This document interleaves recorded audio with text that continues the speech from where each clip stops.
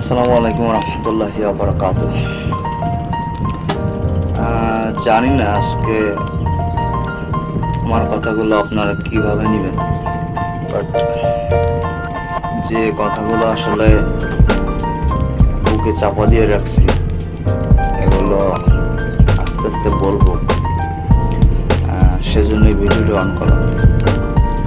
ধন্যবাদ যারা ভিডিওটি দেখছেন। আসলে আমরা স্বাধীন স্বাধীন বলছি এই বিগত কিছুদিন হলো শেখ হাসিনা সরকারের পতন থেকে।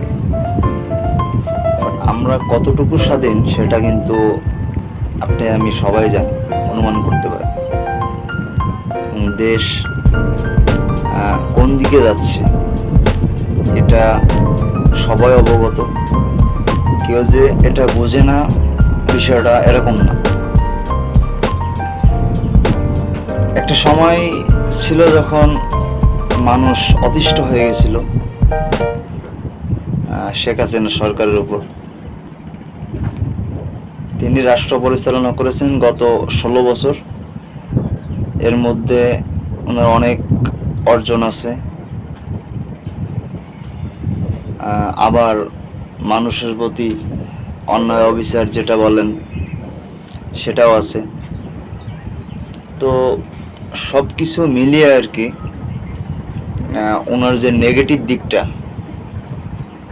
এটাই কিন্তু ফুটে উঠেছে। আলটিমেটলি কি হলো? আলটিমেটলি যেটা হলো, দেশের সর্বসাধারণ জনগণ যারা ছিল তারা এক কাতারে আসলো এবং শেষমেশ স্বৈরশাসক বলি বা যাই বলি না কেন, শেখ হাসিনার পতন হলো। এখন কথা হচ্ছে দেশ কোন দিকে যাচ্ছে। আলহামদুলিল্লাহ, স্বৈরশাসকের পতন হলো, ভালো। আমিও খুশি, আপনিও খুশি, সবাই খুশি, বেশ ভালো। বাট এখন আপনারা কি পদক্ষেপ নিতে যাচ্ছেন? এই যে নতুন এক ধরনের স্বাধীনতা বলতেছেন, এটা অ্যাকচুয়ালি স্বাধীনতা না। এমন স্বাধীনতা এর আগেও অনেক আসছে। এরশাদের সময় আমরা দেখছি স্বৈরশাসক এরশাদের পতন হয়েছিল। এরপর খালেদা জিয়াও চেষ্টা করেছিল ক্ষমতায় থাকার। যারাই আসলে জনগণের বিপক্ষে গিয়ে ক্ষমতায় থাকার চেষ্টা করছে, জনগণের মানে টুটি চেপে ধরা যেটা বলে আর কি, এই যে কথা বলার স্বাধীনতা যখনই মানুষ হারাইছে তখনই মানুষ প্রতিবাদী হয়ে উঠছে। ইতিহাস পড়ে আমরা যতটুকু জানতে পারি, এটা এরশাদের সময় ছাত্র হত্যা হয়েছিল, ছাত্র নূর। তারই একটা রিপিট হলো আবু সাইদ মুগ্ধ বা অন্যান্য যারা শহীদ হয়েছে এই আন্দোলনে। তো এই আন্দোলনটা কিন্তু শুধুই ছাত্র আন্দোলন না, যে কোটা আন্দোলন ছিল বিষয়টা এরকম না। এখানে অনেকগুলো ব্যাপার জড়িত, যেটা শুরু থেকে যারা বিভিন্ন রাজনীতিবিদ যতটুকু পড়াশোনা করলাম এবং বিভিন্ন রাজনৈতিক বক্তৃতা শুনলাম, বিভিন্ন ব্যক্তির কাছ থেকে শুনে আমি যতটুকু বুঝলাম, এটা একটা প্রিপ্ল্যানেড, অর্থাৎ অনেক আগে থেকেই শেখ হাসিনা সরকারকে পতনের জন্য একটা চেষ্টা তদবির চলতেছিল। এটা সবাই জানে, ঠিক আছে। বাট এইভাবে শেখ হাসিনা সরকারের পতন হবে এটা কিন্তু আমরা আসলে কেউ আশা করি নাই ওভাবে। সবাই চাইছিল যে একটা গণতান্ত্রিক দেশ যেন আবার তার গণতন্ত্র ফিরে পায়। শেখ হাসিনা সরকারের শাসন আমলে ভালো মন্দ কি হয়েছে আমি সেদিকে যাব না। মূল কথা হচ্ছে কোটা আন্দোলন নিয়ে।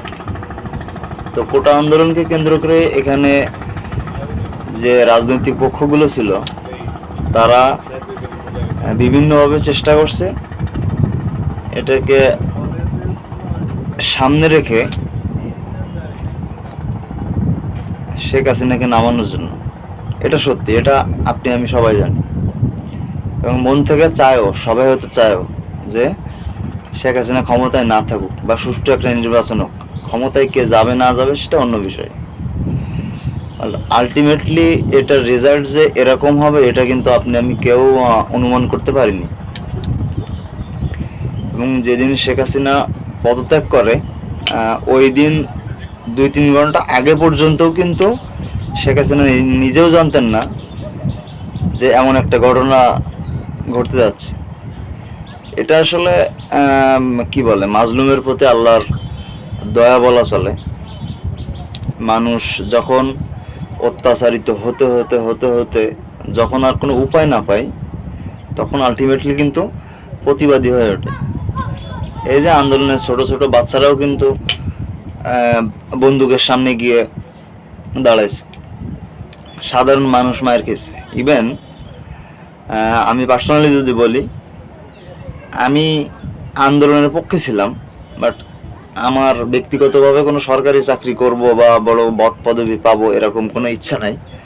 তারপরেও আমার জীবন 2-3 বার জীবন নাশের হুমকি আসছে এবং অনেক মারধর হয়েছে, এটা আমি আগেও বলছি। এখনো অসুস্থ আছি, এখনো মোটামুটি সুস্থ এখন।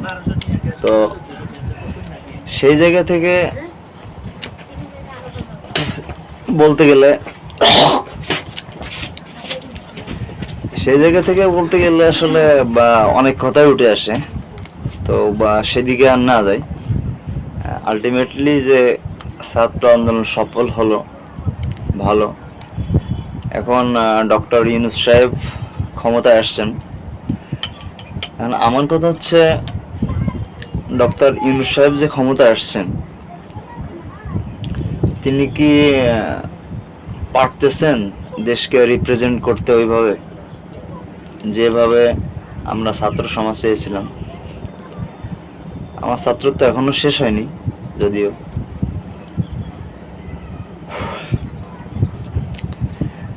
কষ্টের জায়গাটা হলো এটা, সাধারণ ছাত্র বলা হচ্ছে, কিন্তু আসলে এখানে কয়জন সাধারণ ছাত্র? বিচার বিশ্লেষণ করলে সবাই কোনো না কোনো ভাবে একটা দলের সাথে সম্পৃক্ত। এটা যার যার অধিকার, সেটা নিয়ে কোনো কথা নাই। কিন্তু এই যে সাধারণ ছাত্র, এটা একটা ট্যাগ দিয়ে এটা পুঁজি করে যে স্বার্থবাদী মহল যারা, তারা কিন্তু চেষ্টা করছে নিজেদের স্বার্থ হাসিল করার। এটা যদি আমরা বুঝতে না পারি, আমি বিভিন্ন রাজনৈতিক বিশ্লেষক যারা আছেন ওনাদের টক শো দেখে বা আন্তর্জাতিক গণমাধ্যম থেকে যেগুলো জানতে পারছি, সেগুলো হচ্ছে এরকম যে শেখ হাসিনা এক প্রকার বাধ্য হয়েছে ক্ষমতা ছাড়তে। শেখ হাসিনা কিন্তু ক্ষমতা ছাড়তে চায় নাই, বাধ্য হয়েছে। এখন উনি অনেক বক্তৃতা দিবে, হয়তো বা বলবে যে আমি মানুষের রক্ত ঝরাতে চাই নাই বা দেশের মানুষের ভালো চাইছি, কিন্তু ওইগুলো মানুষ এখন আর খাবে না, ওইগুলা এসব ভুয়া। তো ঠিক তেমনই এখন যারা ক্ষমতায় আসছে, ইউনূস সাহেব বলি, ওনার ব্যক্তিগতভাবে উনি কি সেটার দিকে আমি যাব না। এখন মনদের ভালো যেটা বলে, দেশটা এখন ইউনূস সাহেবের হাতে আছে। আমরা চাইলেই খুব সহজেই তাকে যদি সাহায্য করি, ছাত্র সমাজ, উনি খুব দ্রুত 6 মাস 1 বছরের মধ্যে দেশের রূপ পাল্টে দিতে পারে। এই সরকার ব্যবস্থাটা এমন যে বঙ্গবন্ধু যখন 1971 সালে 72 সালে জানুয়ারিতে যে জেল থেকে মুক্তি পেয়ে আসার পরে যে সরকারটা গঠন হয়েছিল অন্তর্বর্তীকালীন, ঠিক সেরকমই একটা সরকার ব্যবস্থা এটা। ওই সময় যে ছোট ছোট পদক্ষেপগুলা বঙ্গবন্ধু নিয়েছিলেন, সেরকম যদি একটা পদক্ষেপ ইউনূস সাহেব নিতে পারেন, তাহলেই দেশের জন্য মঙ্গল হবে। কিন্তু আহ, আমি ব্যক্তিগতভাবে যেটা মনে করি, উনি যদি অন্য কোনো চিন্তাধারা থাকে, ওনার যদি চিন্তাধারা এমন থাকে যে 2 বছর 4 বছর 5 বছর ক্ষমতা থাকার, তাহলে কিন্তু বিষয়টা আবার অন্যদিকে যাবে। আবার কিন্তু স্বৈর শাসন কায়েম হওয়ার একটা সম্ভাবনা দেখা দিবে। কারণ ওনার উচিত যত দ্রুত সম্ভব, আই থিঙ্ক 6 মাসের মধ্যে যদি সম্ভব হয়, সব কিছু কন্ট্রোল করে ফেলা। এখন পর্যন্ত ওনার যে কার্যক্রম আমি সেভাবে লক্ষ্য করতেছি, খুব বেশি আগাইতে পারতেছে না। এটার কারণ হচ্ছে, গতকালকে আমি ঢাকা থেকে আসলাম, তো ঢাকা শহরে এখনো শিক্ষার্থীরা ট্রাফিক পুলিশের দায়িত্ব পালন করতেছে।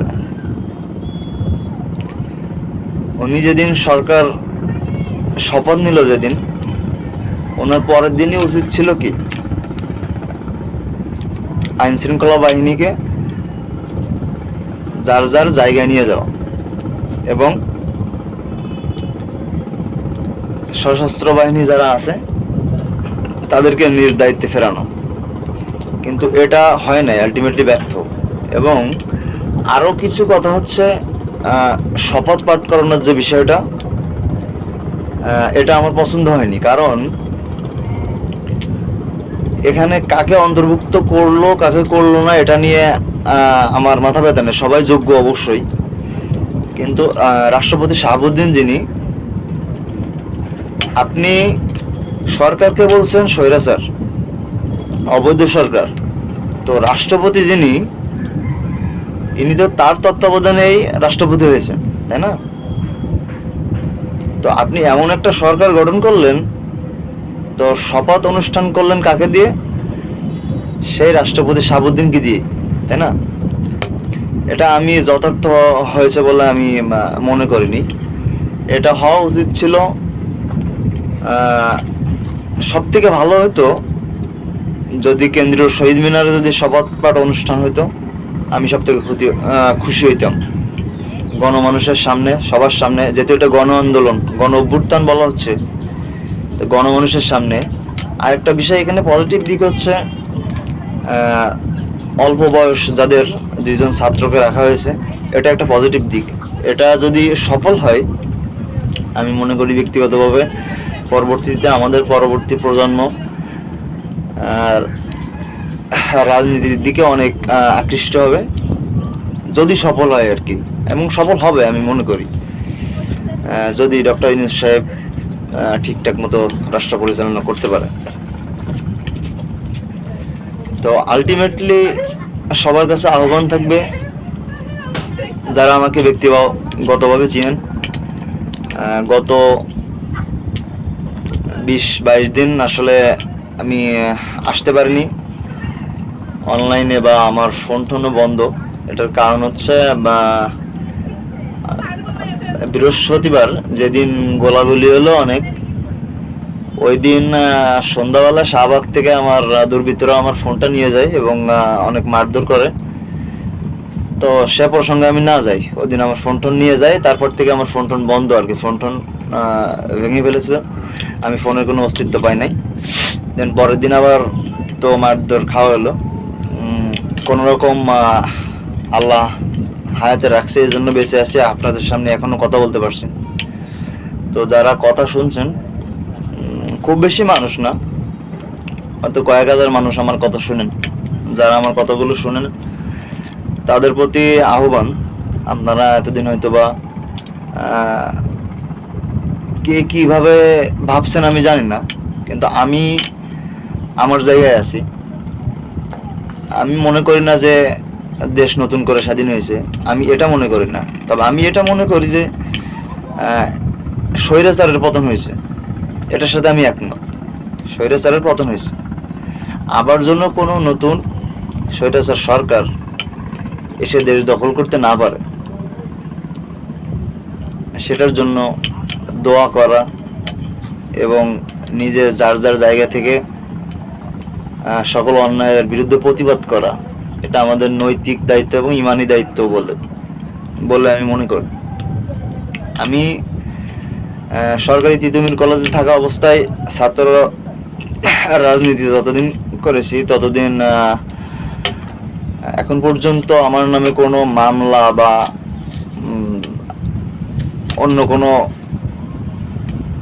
নেগেটিভ কোনো কিছু আমার নামে এখন পর্যন্ত থানায় নাই, যার জন্য আসলে আমার বন্ধুর থেকে শত্রুর সংখ্যা অনেক বেশি। কারণ হচ্ছে অন্যায়ের প্রতিবাদ করিয়ে যান। তো আর আজকে আর কথা বলবো না, সবাই ভালো থাকবেন, সবার সুস্থতা কামনা করি। আর গত 20 দিনে যে কি ঘটনা ঘটলো, আমার মালিবাগ, যাত্রাবাড়ি, রামপুরা সহ এগুলার সব কিছু বিস্তারিত আপনাদেরকে বলবো, এবং সব কিছুর ভিডিও চিত্র, পেপার কাটিং, মানে সব কিছু আর কি আমার কাছে আছে। আমি ম্যানেজ করে ইনশাল্লাহ সব কিছু বলবো। দেশের জন্য দোয়া করবেন, সবাই ভালো থাকবেন, সবার সুস্থতা কামনা করি। আমার জন্য দোয়া করবেন সবাই, যেন দেশের সেবা করতে পারি। আসসালামু আলাইকুম।